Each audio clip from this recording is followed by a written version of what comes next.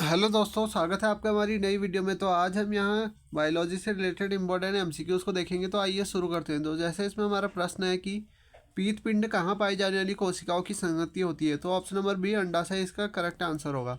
तो corpus luteum रिक्त गॉर्फियन follicle से निर्मित होती है। तो कॉर्पस ल्यूटियम जो होता है रिक्त होती है एवं आकार में बढ़ जाती है। यह प्रोजेस्टेरॉन हार्मोन स्रावित करती है। तो प्रोजेस्टेरॉन हार्मोन भी यही स्रावित करती है। तो और यदि अंडाणु का निषेचन नहीं होता है तो जो कॉर्पस ल्यूटियम होता है नष्ट होना शुरू हो जाता है और लगभग 2 हफ्तों में ये सामान्य अंडाशय उत्तकों द्वारा बदल दिया जाता है। फिर अगला देखेंगे हम। ये कथन दिया है और आर दिया है, हमें बताना कि कौन इसमें सही होगा और कौन गलत होगा। तो मानव में संतान के लिंग निर्धारण में स्त्रियों की प्रमुख भूमिका होती है। तो ये हमारा गलत होगा। और स्त्रियों में 2 गुणसूत्र यानी 2 गुणसूत्र पाए जाते हैं। तो हाँ, ये सही है, एक्स गुणसूत्र पाए जाते हैं। तो हमारा कथन जो है वो गलत है, परंतु जो हमारा कारण है वो सही है। पुरुषों में एक्स और वाई गुणसूत्र पाए जाते हैं, ये इंपॉर्टेंट है। और जबकि स्त्रियों में एक्स एक्स यानी 2 गुणसूत्र पाए जाते हैं। फिर अगला है, मानव के शरीर में निम्नलिखित भागों में से किस में एक शुक्राणु डिंब को निषेचित करता है। तो ये होता है हमारा डिम्बवाहिनी नली बोलते हैं इसे। तो यहाँ निषेचन होता है। तो डिम्बवाहिनी एक नलिकार रचना है जो कि अंडाशय से गर्भाशय तक जाती है और इसी में शुक्राणु डिंब को निषेचित करता है। फिर अगला देखेंगे हम, जीन युग्मकों में नहीं पाए जाते हैं, यानी जीन युग्म में नहीं पाए जाते, किस में नहीं पाए जाते बताना है। तो युग्मनजों में नहीं पाए जाते हैं। तो युग्मनजों में जो जीन युग्म में नहीं होते हैं, 2 युग्मक कोशिकाओं के मिलने से एक युग्मनज कोशिकाओं का निर्माण होता है और युग्मनज में विभाजन प्रक्रिया के द्वारा ही भ्रूण का विकास होता है। फिर अगला देखेंगे, एक सामान्य मानव कोशिका में गुणसूत्रों की संख्या कितनी होती है। तो ये काफ़ी इंपॉर्टेंट क्वेश्चन है। 46 होती है। 46 गुणसूत्र पाए जाते हैं मानव कोशिका में। एक सामान्य मानव कोशिका में गुणसूत्रों की संख्या 46 होती है, अर्थात 23 जोड़े 22 जोड़े गुणसूत्र ऑटोसोम कहलाते हैं तथा 23वें जोड़ा गुणसूत्र एलोसोम कहलाता है और इसी के द्वारा लिंग निर्धारण होता है।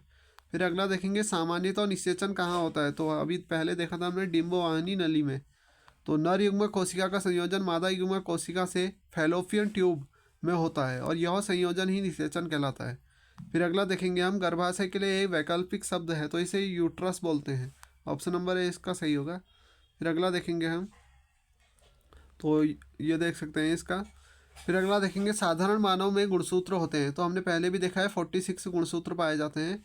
मानव जो होता है एक लिंगी प्राणी है जिसमें गुणसूत्रों की कुल संख्या 23 जोड़ी 46 पाई जाती है और पुरुषों में 44 प्लस एक्स वाई, जबकि जो स्त्रियों में 44 प्लस एक्स एक्स गुणसूत्र होते हैं और पुरुष तथा स्त्री में 22 जोड़े गुणसूत्र यानी 44 हमारे ऑटोसोम्स होते हैं, जबकि 23वां जोड़ा गुणसूत्र पुरुष में एक्स वाई तथा महिला में एक्स एक्स होता है जिन्हें लिंग गुणसूत्र कहते हैं।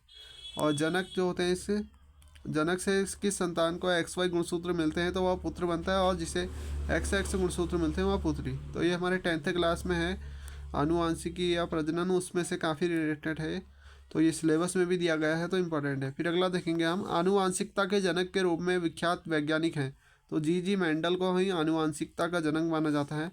फिर हमारे मेंडल में आनुवांशिकता का सिद्धांत किस पर आधारित है। तो ऑप्शन नंबर सी लैंगिक जनन पर आधारित है इनका सिद्धांत। फिर जीवों में आनुवांशिक लक्षण संतान में लाए जाते हैं। तो किसके द्वारा लाए जाते हैं। तो ये हमारा क्रोमोसोम द्वारा लाए जाते हैं। ऑप्शन नंबर 20 का सही होगा, क्रोमोसोम। फिर अगला देखेंगे, ये देख सकते हैं, जीवों में जो आनुवांशिक क्रोमोसोम द्वारा संतान में लाए जाते हैं और वे न्यूक्लियो प्रोटीन से बने होते हैं तथा इनका नाम प्रस्तुत करने वाले वैज्ञानिक वाल्डवेयर थे। और कोशिका विभाजन के समय क्रोमेटिन जालिका की धागे के समान छोटे छोटे टुकड़ों के रूप में हमारी स्पष्ट हो जाती है। और क्रोमेटिन पदार्थ के उन छोटे टुकड़ों को गुणसूत्र कहते हैं जिन पर जीन्स पाए जाते हैं। यद्यपि अधिकतर जीन्स जो होते हैं डीएनए के भाग होते हैं, परंतु कुछ विषाणुओं में आरएनए के भाग भी होते हैं, जैसे रियो वायरस। तो ये इंपॉर्टेंट है हमारा। ये उत्तराखंड पीसीएस एग्जाम में पूछा गया है। तो जीन क्या है। तो जीन हमारा डीएनए का ही एक भाग है। तो डीएनए जो होता है उसी का एक भाग है। डीएनए का पूरा नाम भी पूछा जाता है तो डीऑक्सी राइबो न्यूक्लिक एसिड है इसका नाम। का केवल एक अत्यंत लंबा एवं कुंडलित सूत्रनुमा अणु होता है और इसी अणु के छोटे छोटे खंड को जीन कहते हैं।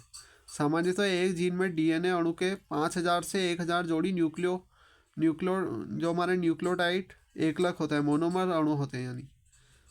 फिर अगला देखेंगे, हमारे शरीर में आनुवांशिकता की इकाई को कहते हैं। देख सकते हैं इसमें जो आनुवांशिकता की इकाई होती है उसे जीन कहा जाता है। और डीएनए जो होता है डीएनए से ही बने होते हैं। तो जो हमारा क्रोमोसोम से एक स्थित डीएनए की बनी एक अति सूक्ष्म संरचना है जो आनुवंशिक आनुवंशिक लक्षणों को धारण है और इनका उनका एक पीढ़ी से दूसरी पीढ़ी में स्थानांतरण करती है, जीन कहलाती है। और जीन जीवों के शरीर में आनुवंशिकता की मूलभूत इकाई है। फिर अगला है हमारा राइबोजाइम्स होते हैं। तो ये क्या होते हैं? ये आरएनए होते हैं। राइबोजाइम्स होते हैं, आरएनए होते हैं।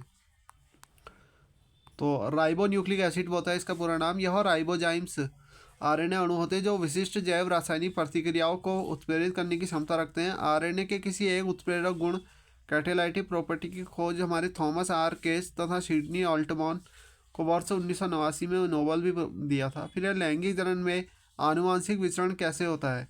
तो उपयुक्त तो सभी कारण हैं। जीन के सम्मिश्रण से क्रोमोसोम के बदलाव और जीन के मिश्रण। तो जीन के सम्मिश्रण को हमारे क्रोमोसोम में बदलाव एवं जीन के मिश्रण उपयुक्त तीनों ही लैंगिक जनन में आनुवांशिकता विचरण होता है। फिर हमारा निम्नलिखित में से कौन सा लिंग जो गुणसूत्र में विद्यमान अप्रवाही जीन को निष्पीड़न से उत्पन्न करता है? तो ऑप्शन नंबर सी जो पेशी दुष्पूर्ण होता है ये।